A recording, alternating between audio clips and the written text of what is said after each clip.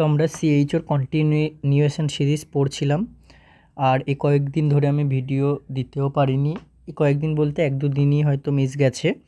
তো continuation part আমরা start করি। আমরা সিএইচও ক্লাস 3-র কোশ্চেন নাম্বার 12 পর্যন্ত পড়েছিলাম, এবার কোশ্চেন 13 মানে আজকের কোশ্চেন নিয়ে আবার ডিসকাস করছি। আজকের 12টা কোশ্চেন নাম্বার 13 দেখো, দ্য লেন্থ অফ সার্ভিক্স আমাদের কি ফিমেল রিপ্রোডাক্টিভ সিস্টেমের পার্ট, ফিমেল রিপ্রোডাক্টিভ সিস্টেমের পার্ট, ঠিক আছে, রিপ্রোডাক্টিভ সিস্টেমের পার্ট। এবং এই ফিমেল রিপ্রোডাক্টিভ সিস্টেমে আমাদের external genital organ, internal genital organ বিভিন্ন সব রয়েছে। তো সার্ভিক্স একটা ইন্টারনাল জেনিটাল অর্গান, এবং সার্ভিক্সের অ্যাভারেজ লেন্থ যদি বলা হয়, অ্যাভারেজ লেন্থ এখানে দ্যাট ইজ 2.5 সেন্টিমিটার হবে। এবং তোমাকে যদি কোশ্চেনে অ্যাভারেজ যদি না বলতো, একটা রেঞ্জে চাইতো, রেঞ্জটা মোটামুটি 2.5 to 5 সেন্টিমিটার, ঠিক আছে, 2.5 to 5 সেন্টিমিটার মতো হয়ে থাকে। এরপরে আমাদের কোশ্চেন নাম্বার 14 চলে যাচ্ছে, দ্য ন্যারোয়েস্ট পার্ট অফ ফ্যালোপিয়ান টিউবও এটাও কিন্তু একটা inner part of female reproductive system. এবং এই ফিমেল রিপ্রোডাক্টিভ সিস্টেম এর ইনার পার্টের যে ফ্যালোপিয়ান টিউব রয়েছে, ফ্যালোপিয়ান টিউবটা কিন্তু এইরকমভাবে ইউটেরাসের সাথে কানেক্টেড রয়েছে। তারপরে এদিকে এরকমভাবে সার্ভিক্স ভ্যাজাইনা থাকছে। তো এদিকে এই দু সাইডে দুটো হচ্ছে, একটা রাইট এবং একটা লেফট ফ্যালোপিয়ান টিউবস থাকছে। এবং ফ্যালোপিয়ান টিউবসের এই যে সবচেয়ে ন্যারোয়েস্ট অংশটা, সেটা হচ্ছে আমাদের ইন্টারস্টিশিয়াল হচ্ছে এই পোর্শনটা, সবচেয়ে ন্যারোয়েস্ট পার্টটা। আর সবচেয়ে ব্রডেস্ট পার্ট, এদিকে যদি আঁকায়, সবচেয়ে ব্রডেস্ট পার্ট এরকমভাবে, দ্যাট ইজ ব্রডেস্ট পার্ট সবচেয়ে হয়ে থাকে হচ্ছে আমাদের অ্যাম্পুলা, ঠিক আছে, অ্যাম্পুলা হচ্ছে সবচেয়ে ব্রডেস্ট পার্ট, যেখানে ফার্টিলাইজেশন হয়। এরপরে দেখো question number 15, fertilised ovum is implanted into uterus. তাহলে এইখানে হচ্ছে স্পার্ম আসবে, স্পার্ম এসে এখানে ওভামের সাথে ফার্টিলাইজড হওয়ার পর এ কিন্তু আবার এদিকে মুভ অন করে সিলিয়ারি মুভমেন্টের মাধ্যমে কি করবে, এখানে এসে ইমপ্লান্টেড হবে, এখানে এসে আপার ইউট্রাইন সেগমেন্টে ইমপ্লান্টেড হবে। তো এই ইমপ্লান্টেশন ফার্টিলাইজেশন হওয়ার কতদিন পরে এখানে এসে ইমপ্লান্ট হবে, that is take times from 6 days to 10 days after fertilisation হয়ে যাওয়ার পরেও কিন্তু 6 থেকে 10 দিন সময় লাগে। তাহলে এখানে অপশন দেখো 7, 1, 8, 10 সবই আছে। এখানে এলিমিনেশন করে যদি করো 1 তো হবেই না, কিন্তু 6 to 10 মধ্যে সব কটাই পড়ছে। এইরকম অপশন যদি থাকে তাহলে আমাদের কমপ্লিটনেসটা দেখতে হবে। কমপ্লিটেড হয় কত দিনে, একদম 10 days লাগে কমপ্লিট হতে। তাহলে ওইভাবে অ্যাপ্রোপ্রিয়েট অ্যান্সার করে আসা ভালো, দ্যাট ইজ 10 days।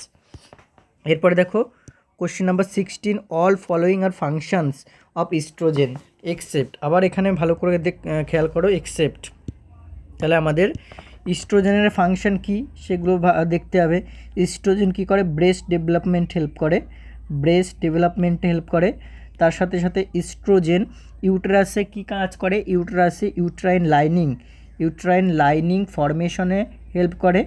এবং এফএসএইচকে নেগেটিভ হচ্ছে আমাদের ইনহিবিশন বা নেগেটিভ ফিডব্যাক দেয়, ঠিক আছে। তাহলে এইগুলো হচ্ছে এর কাজ। তাহলে এর মধ্যে দেখো এ এবং বি এবং সি, এর মধ্যে যদি দেখো সিও হচ্ছে ইস্ট্রোজেনের কাজ, আর এও হচ্ছে ইস্ট্রোজেনের কাজ। আর ইনক্রিজ ফলিক্যাল ডেভেলপমেন্ট, আরও একটা কাজ করে কি, ফলিক্যাল ডেভেলপমেন্টে হেল্প করে, ঠিক আছে, ফলিক্যাল ডেভেলপমেন্টে হেল্প করে। তাহলে কোনটা করবে না, লোয়ার ট্রান্সপোর্ট প্রোটিনস, ঠিক আছে, ট্রান্সপোর্ট প্রোটিনস লোয়ার করতে কিন্তু কোনো হেল্প করেন, that is option number D.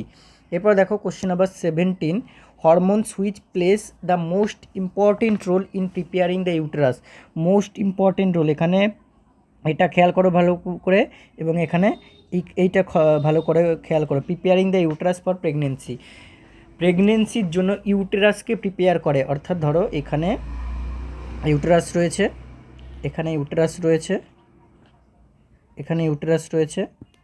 এবং এই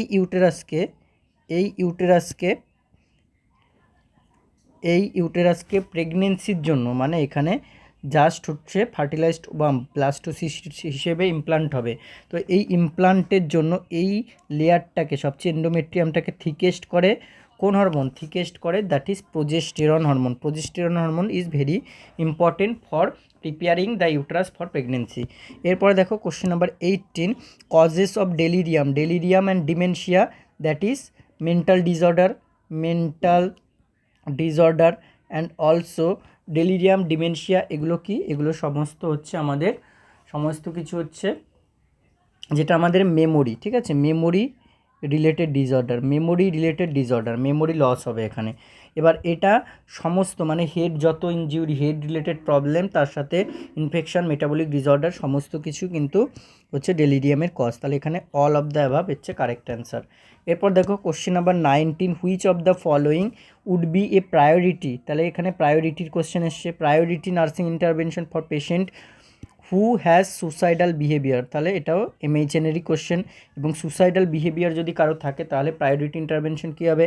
দেখো ভালো করে অপশানগুলো আগে পড়ো। Actively involve patient in the unit activities, নাকি explain consequence of suicidal attempts, avoid bringing up the subject of suicide, নাকি ask the patient whether he or she has a thought of or has plan of committing suicide.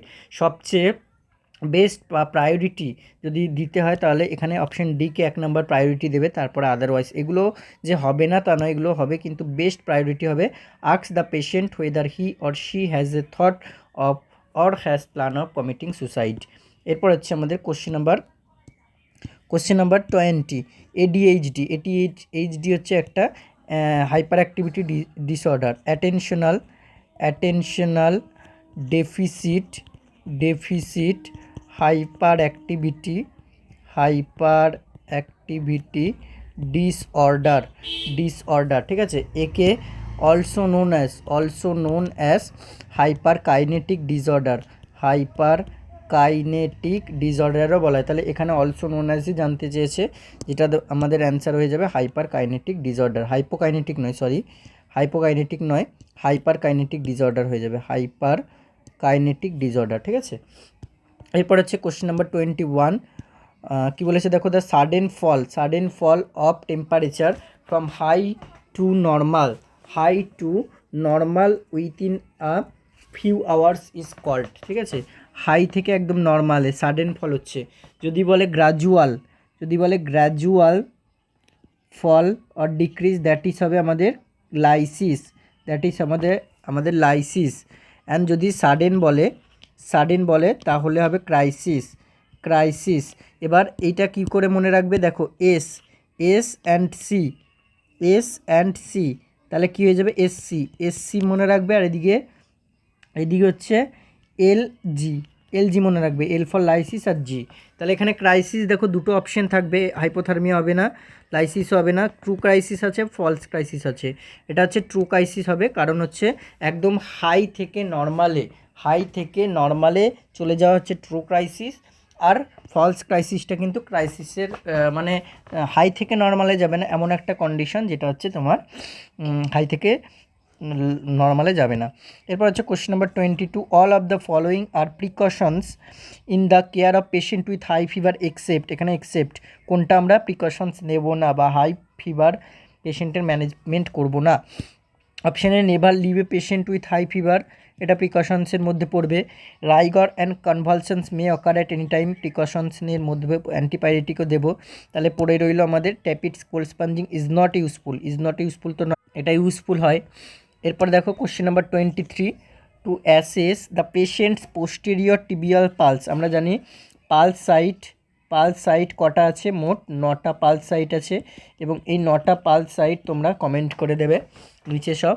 তাহলে আমাকে posterior tibial পালসকে assess করতে গেলে কোথায় প্যালপেট করতে হবে কোথায়, এটা হচ্ছে বিলো দ্য মিডিয়াল ম্যালিউলাস, এই যে মিডিয়াল ম্যালিউলাস বোন তার নিচে, তার পিছনে বা নিচে, ঠিক আছে।